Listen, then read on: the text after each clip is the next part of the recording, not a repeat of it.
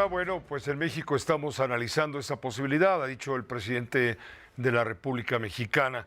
Tenemos contacto en este momento con el doctor Francisco Moreno, él es director en línea de Servicios de Medicina Interna del Hospital ABC, es infectólogo, experto en los temas, ha estado en la línea de batalla en los peores momentos de la crisis derivada de la pandemia por COVID y algo le sabe a esta cuestión. Francisco, un saludo muy cordial, muy buenas noches, gracias como siempre por permitirnos este contacto con la audiencia. Gracias a ti, Pepe, y un gusto estar contigo y con tu auditorio. ¿Está México, crees tú, está México en este momento preparado para abandonar el tema de la emergencia por COVID?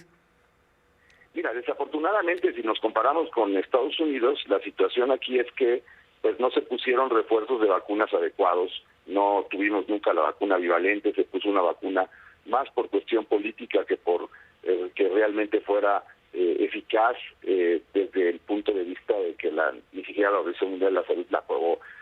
No se vacunaron a niños menores de 5 años, no tenemos todavía la disponibilidad de tener antivirales de una forma generalizada.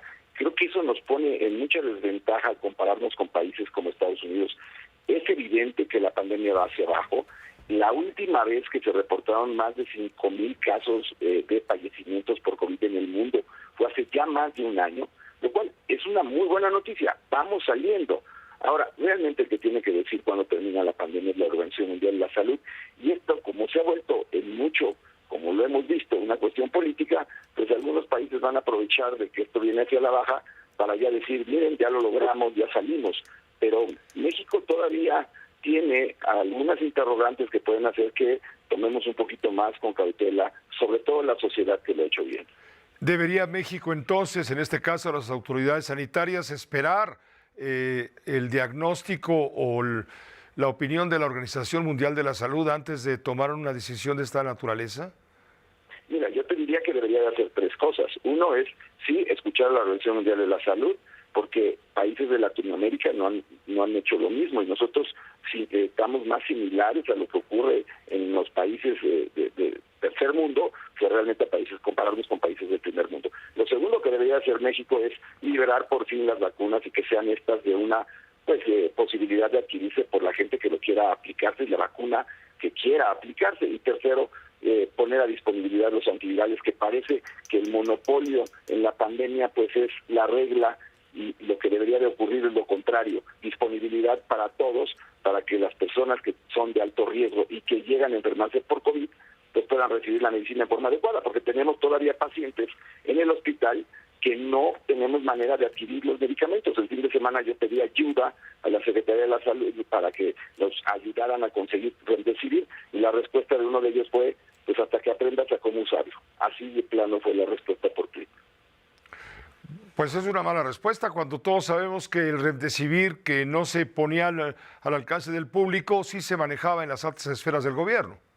Absolutamente, pero ese es el problema, que mientras no haya disponibilidad para todos, mientras esto siga siendo monopolizado, pues corremos el riesgo de tener todavía mayor número de fallecimientos al altísimo número que hemos tenido durante estos 3 años.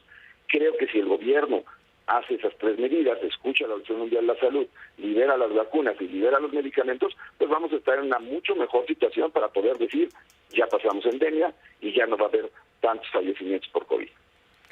¿Qué cifras lograste recabar finalmente? Porque no se ponen de acuerdo las autoridades del sector oficial, hablan de arriba de 300,000, otras organizaciones independientes del gobierno hablan de que quizá murieron 800,000 mexicanos.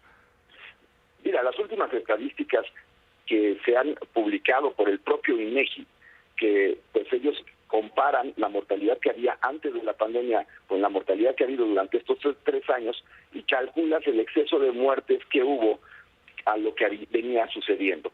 Y desafortunadamente el número es apabullante, arriba de 850,000. Y además, recientemente se publicó que perdimos la esperanza de vida de 2 años y medio, la mayor pérdida en América Latina. Entonces, eso te habla del problema que ha sido el manejo de la pandemia. Salir victorioso antes de tiempo puede tener consecuencias. Yo le diría a la sociedad, pues hay que seguirse cuidando. Si vas a un hospital, a una clínica, en lugares muy cerrados, y estar atento a las noticias, pero no salir a la calle a festejar, o como se está haciendo, conciertos multitudinarios, cuando todavía esto no termina. Francisco, muchas gracias como siempre por atender esta invitación. Gracias, Pepe, un saludo a tu auditorio. Igualmente, gracias. El doctor Francisco Moreno del Hospital ABC, experto infectólogo y conoce, por supuesto, muy de cerca el tema. Le voy a informar.